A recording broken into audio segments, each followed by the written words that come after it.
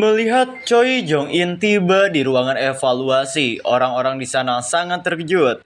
Tidak mungkin, Guild Hunter yang terbaik di Korea Selatan. Ketua dari Guild itu kan Choi Jong-in. Kenapa orang yang disebut sebagai tentara terhebat ada di sini?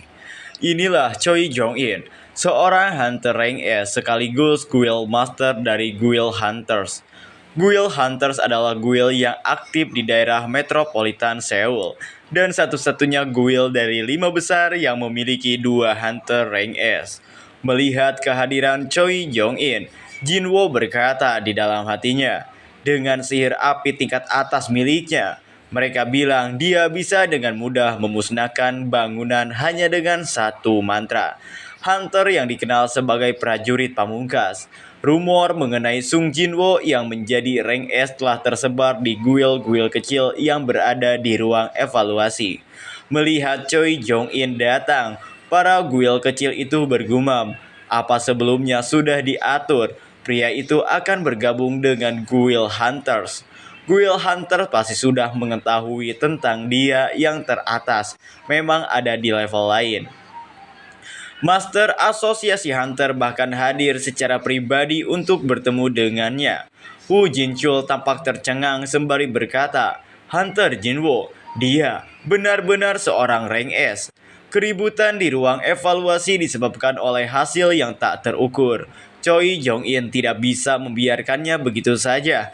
Melihat Jinwo, Choi Jong-in berkata dalam hati, pria itu yang ke-10. Aku tidak perlu membawa detektor. Dia adalah rank S tanpa perlu diragukan.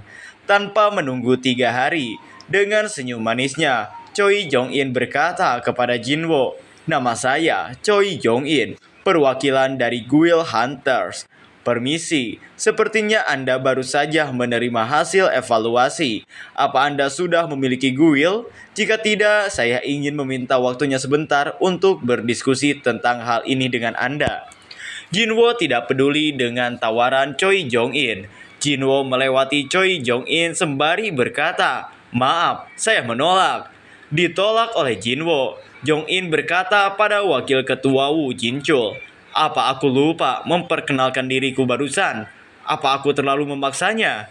Terlihat Sung Jinwo telah pergi menghilang. Melihat hal tersebut, Choi Jong-in berkata dia menghilang tanpa mengeluarkan suara. Dia pasti hunter berjenis assassin yang sangat baik. Di ruang evaluasi, datang seseorang yang bertemu dengan Choi Jong-in. Mereka berdua saling menatap keheranan. Choi Jong-in yang melihatnya tiba-tiba datang berkata dalam hati, wajah seseorang yang baru saja menangkap. Ada jarak yang sangat besar di antara gedung White Tiger dan gedung Asosiasi Hunter. Dengan melihat tarikan nafasnya yang cepat, itu pasti dia sudah berubah dan berlari jauh-jauh ke sini untuk melihat Jinwo. Baik Yonho pasti sudah mengenalnya dari dulu dan tentang apa yang akan terjadi di sini. Mungkin kejadian yang terjadi saat sesi pelatihan Guild White Tiger.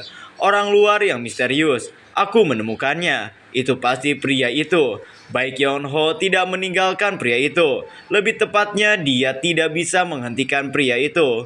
Setelah melihat sikap pria itu, dia bukanlah orang yang mudah dimenangkan.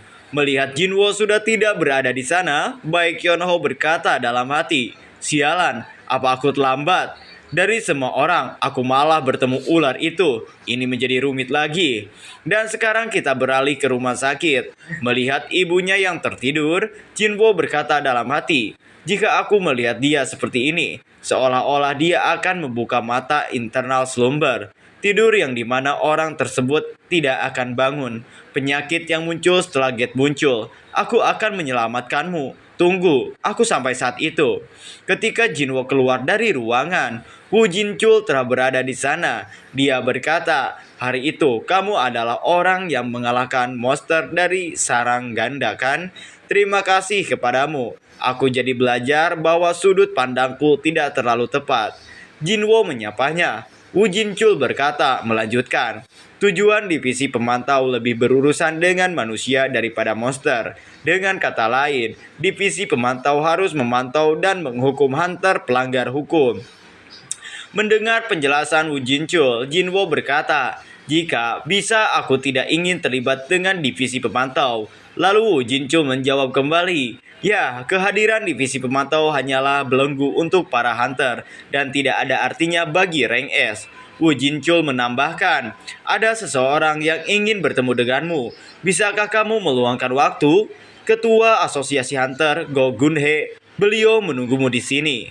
Berjalan di lorong gelap, Sung Jinwo bertemu dengan Go Gunhei. Go Gunhei menyambut Hunter Sung Jinwo. Ia berkata, "Sung Jinwo, senang bertemu dengan Anda. Aku, Gu Gunhei, silahkan duduk."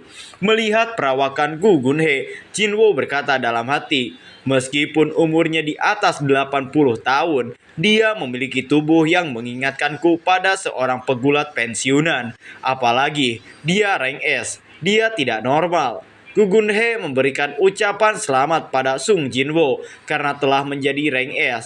Jinwo pun menjawab, "Masih ada pemeriksaan ulang yang tersisa."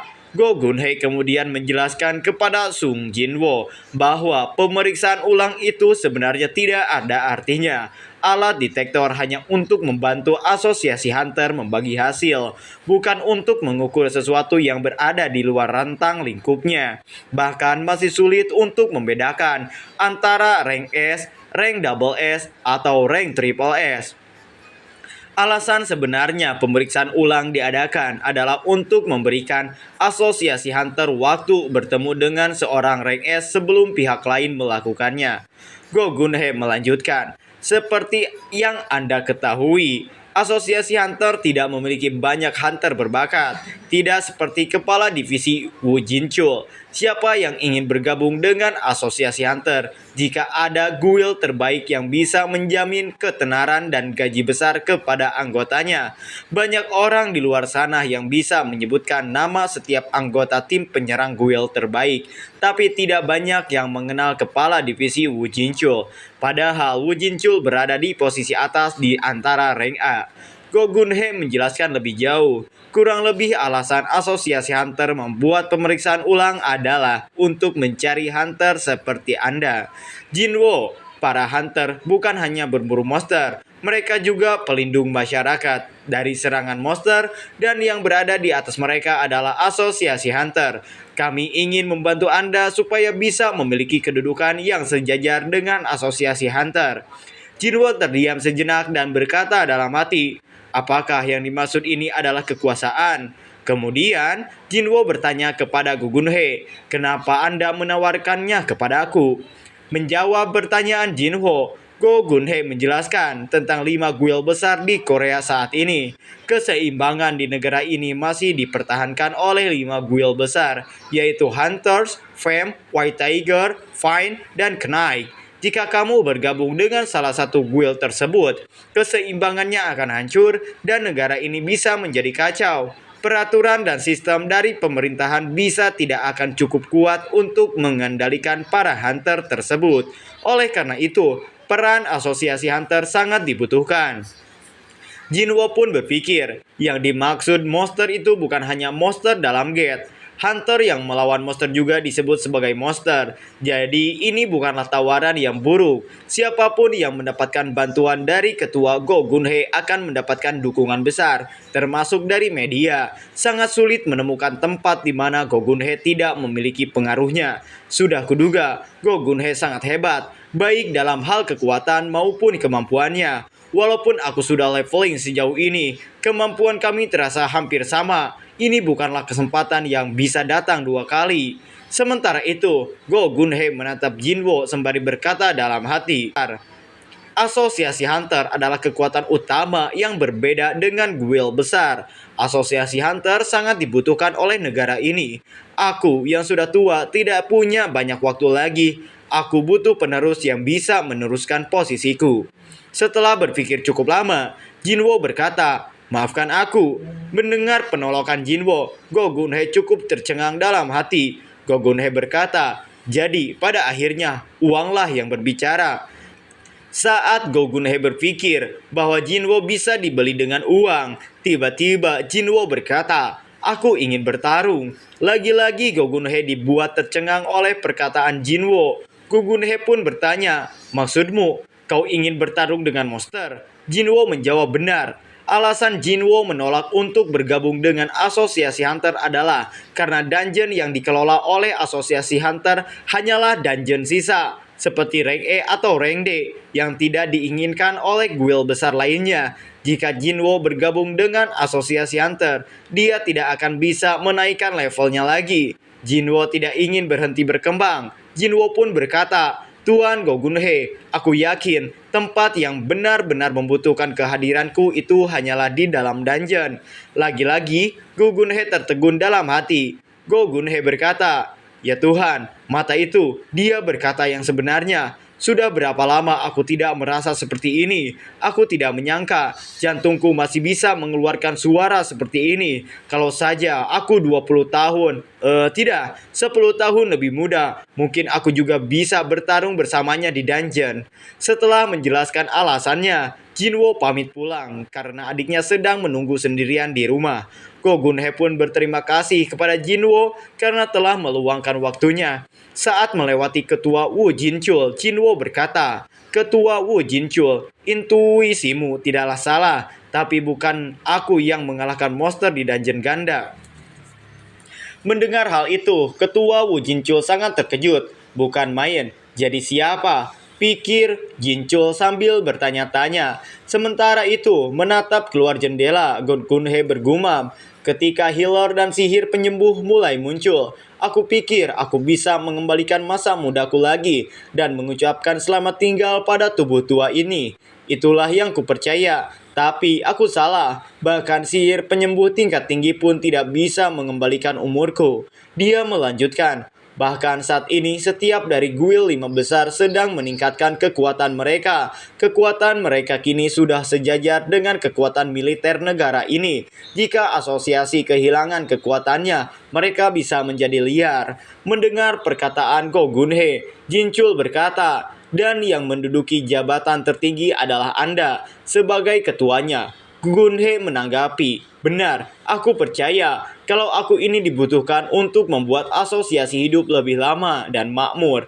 Tapi itu hanyalah pemikiran yang tidak berguna. Dalam hati, Gogunhe bergumam, Hunter harus tetap berada di dungeon ya. Setelah itu, Gogunhe meminta Wo Jinchul untuk membatalkan semua jadwalnya hari ini dan mengajaknya minum bersama. Jinchul menjawab, aku tidak terlalu biasa mengatasi alkohol. Apakah tidak apa-apa? Gogunhe tersenyum dan berkata, aku tidak menduganya. Kita beralih ke Huang Dongsu yang telah terbangun dari mimpi buruknya. Terlihat Huang Dongsu yang babak belur melirik seseorang di sebelah tempat tidurnya. Huang Dongsu berkata, apa yang Anda inginkan dari orang yang sudah kalah ini? Jika Anda punya sesuatu untuk dikatakan, cepat katakan dan pergilah wakil direktur. Wakil direktur menjawab, aku ingin bertanya langsung kepadamu. Orang yang bernama Sung Aihuan itu, apakah dia benar-benar seorang monster? Huang Dongsun menanggapi dengan tajam, apakah Anda ingin mengatakan kalau saya menyerang seorang manusia biasa? Wakil direktur kemudian menunjukkan rekaman CCTV kepada Huang Dongsu dan berkata, aku belum pernah melihat ada seorang monster yang membantu manusia. Jadi kamu masih percaya kalau dia seorang monster? Huang Dongsu menjawab, lalu apakah Anda pernah mendengar ada manusia yang muncul dari gate? Terlihat wakil direktur masih meragukan perkataan Huang Dongsu. Namun Huang Dongsu melanjutkan, aku yakin dia itu seorang monster. Wakil direktur akhirnya percaya dengan perkataan Huang Dongsu dan berkata, datanglah ke departemen jika sudah sembuh. Masih ada berkas-berkas yang harus kamu kerjakan. Huang Dongsu bertanya, apa yang terjadi kepada Sung Huan saat itu? Wakil direktur menjawab, Sung Huan menghilang setelah pertarungan itu. Orang-orang dari departemen sudah mengejarnya, tapi aku tidak yakin mereka bisa menangkap seseorang yang mampu mengalahkanmu. Huang Dongsu sangat kesal dan menganggap ini sebagai kekalahan yang memalukan. Ia mengingat kata-kata terakhir Sung Huan kepadanya. Jangan pernah menginjakan kaki di Korea lagi. Ini bukan untuk anakku, tapi untukmu. Bahkan ketika kamu sudah mati, kamu tidak akan bisa menutup matamu. Mengingat hal tersebut, Huang Dongsu geram dan berkata dalam hati, tidak bisa menutup mataku, bahkan ketika aku sudah mati, kau berani mengancamku. Aku tahu dia pergi kemana. Untuk menangkapnya, aku butuh beberapa peralatan. Aku akan memanggil Guile. Selama aku punya artefaknya, aku akan baik-baik saja. Ketika aku sudah sembuh total, aku akan membunuhmu dengan sangat sadis. Rasa amarah membakar Huang Dongsu, memperkuat tekadnya untuk membalas dendam. Di lain cerita, Jinwo sedang santai duduk di depan komputernya. Ia membuka sebuah website tentang pelelangan item para hunter. Entah apa yang sebenarnya diinginkan Jinwo dari web itu, tetapi dia terlihat berambisi mengumpulkan uang untuk membeli item yang bisa melindunginya dari api. Hal ini sangat ia perlukan untuk melancarkan farming di Dungeon Demon Castle. Dalam pikirannya, Jinwo sempat mempertimbangkan untuk menjual orbs yang ia dapatkan sebelumnya. Ia yakin orbs tersebut akan dihargai mahal karena pada umumnya artefak yang bagus di dunia ini hanya mampu meningkatkan kekuatan sekitar 20% hingga 30%. Namun ada masalah jika Jinwo menjual orb itu tanpa alasan yang jelas atau tanpa informasi dari mana ia mendapatkannya. Orang lain mungkin akan menawarnya dengan harga yang tidak masuk akal. Oleh karena itu, sambil menunggu lisensi rank S-nya resmi keluar, Jinwo memutuskan untuk mencari cara agar memiliki latar belakang atau pengalaman kerja di Gate Rank A. Saat ini, orang-orang masih menganggap Jinwo sebagai Hunter Rank E, dan dengan status tersebut, tidak ada raid yang mau menerima Hunter Rank E untuk masuk ke Gate Rank A. Namun setelah mencari informasi lowongan pekerjaan, Jinwo menemukan sebuah peluang. Ia mendapatkan cahaya harapan dalam sebuah pengumuman. Dibutuhkan seorang pria kuat untuk melakukan penambangan di Gate. Panel berpindah ke ruang ketua asosiasi. Jinchul memberikan semua berkas yang berkaitan dengan Sung Jinwo dan menjelaskan bahwa Jinwo bukanlah false ranker, melainkan murni seorang ranker sejenak. Go Gunhye membaca semua biodata dan latar belakang Jinho, dan dia mengagumi sosok pemuda ini. Menurutnya, perjuangan Jinwo untuk hidup sangat berat, mulai dari memaksakan diri menjadi seorang hunter, membiayai pengobatan ibunya, hingga menjaga adiknya. Di sela-sela obrolan itu, Jinchul memberitahu Go Gunhye bahwa ada laporan yang mengatakan Hunter Sung Jinwo bergabung dengan tim Raid Guild milik Choi Jong-in. Sontak saja, Go Gunhye terkejut dan merasa kecewa. Apa yang diucapkan Jinwo itu cuma omong kosong saja. Dan pada akhirnya Jinwo tertarik bergabung dengan Guild Hunter untuk mendapatkan uang, pikirnya. Namun setelah itu Jinchul menjelaskan lebih rinci bahwa Hunter Sung Jinwo bukanlah bergabung menjadi anggota penyerang, melainkan hanya menjadi tim penambang. Mendengar itu, Go Gunhye tidak bisa berkata apa-apa lagi. Dia tidak tahu apa yang dipikirkan dan tujuan dari seorang rank S yang bekerja menjadi kuli. Sementara itu di depan gate, Jinwo sedang ditanya oleh ketua tim penambang yang ingin tahu tipe hunter seperti apa yang dimiliki Jinwo. Jinwo menjawab kalau dia bertipe fisik. Ketua tim tersebut terlihat sangat ramah, murah senyum, dan tidak sombong dan rajin menabung. Dia hanya mengangguk-angguk saja, seolah mengerti. Karena skala dungeon dengan rank yang tinggi sangat luas, tim penyerang tidak bisa mengatasi semua pekerjaan sendiri. Oleh sebab itu, pekerjaan di dalam dungeon dibagi menjadi beberapa bidang. Tim penyerang, mereka yang bertugas mengatasi para monster. Tim penambang, mereka yang menambang material atau biji di dalam dungeon. Tim pengambil, mereka yang bertugas mengambil bangkai monster untuk dimanfaatkan. Tim penambang dan tim pengambil hanya masuk ke dalam dungeon setelah semua monster kecuali bos telah dikalahkan. Walaupun terlihat menggunakan sumber daya manusia atau SDM secara berlebihan, hal ini dilakukan karena mesin modern yang menggunakan listrik tidak dapat berfungsi di dalam dungeon. Oleh karena itu, semua pekerjaan harus dilakukan dengan cara tradisional, bahkan alat seperti peace check sudah dijiwa dengan sihir agar lebih efektif. Saat ini Jinwo dan anggota tim penambang lainnya masih menunggu Guild Hunter menyelesaikan pembersihan para monster. Jinwo menatap dungeon itu dengan penuh rasa ingin tahu dan berkata dalam hati, "Aku ingin melihat dungeon rank tinggi dengan kedua mataku sendiri. Syukurlah aku memutuskan untuk datang, karena aku harus memasuki yang seperti ini di masa mendatang." Di dalam gate, tim penyerang yang dipimpin oleh Guild Master Hunter Choi Jong-in sudah bersiap menghadapi 3 monster berukuran sangat besar. Dengan santainya, Choi Jong-in menghembuskan asap rokoknya. Dari ujung rokok itu tiba-tiba muncul api yang sangat terang. Sambil melakukan sedikit freestyle, Choi Jong-in melemparkan rokok tersebut. Api kecil dari rokoknya mulai membesar. Setelah itu Choi Jong-in mengaktifkan sihirnya, api yang besar, dan langsung menyerang para monster dalam sekejap. Ketiga monster tersebut lenyap tanpa jejak. Setelahnya, Choi Jong-in segera memerintahkan para tanker untuk bersiap karena hempasan dari serangannya dapat menyebabkan gelombang panas yang ekstrim. Berkat para tanker yang siaga, semua anggota tim penyerang berhasil terhindar dari tragedi gosong di dalam dungeon. Choi Jong-in sangat yakin bahwa semua monster di dekat area ini telah berubah menjadi abu. Dengan demikian, para monster berhasil dikalahkan, menyisakan hanya bos dungeon yang harus ditangani. Tim penyerang bersiap untuk keluar dari gate setelah memastikan semuanya aman.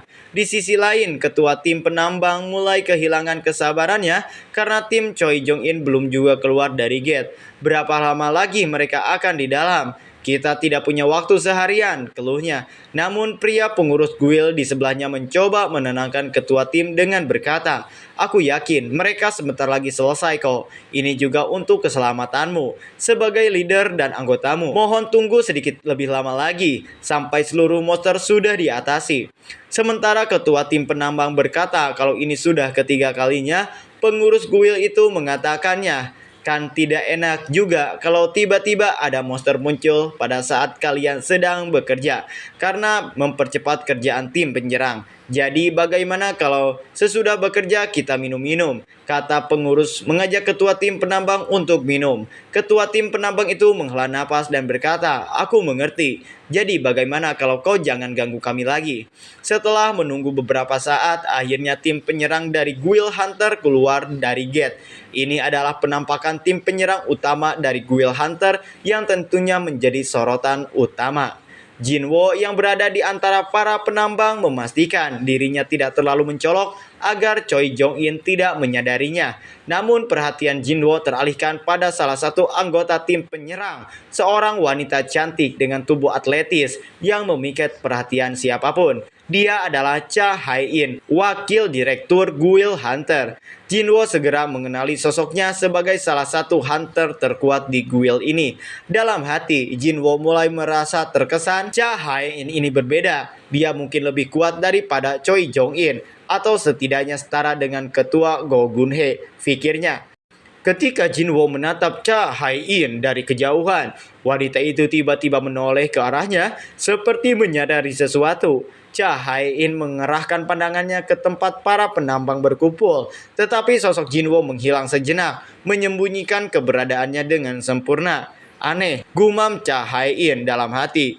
Tadi aku merasakan hawa kehadiran yang sangat kuat di sekitar para penambang. Namun tidak ingin terlalu memikirkan hal aneh, Cha Hae-in akhirnya meninggalkan gate bersama timnya. Setelah Cha Hae-in pergi, Jinwo muncul kembali. Kali ini dengan ekspresi penuh pemahaman. Dalam gumamnya, dia berkata, "Indra Cha Hae-in lebih tajam dari yang aku perkirakan." Ketua tim penambang mulai menyuruh para anggotanya untuk masuk gate tak terkecuali Sung Jinwo.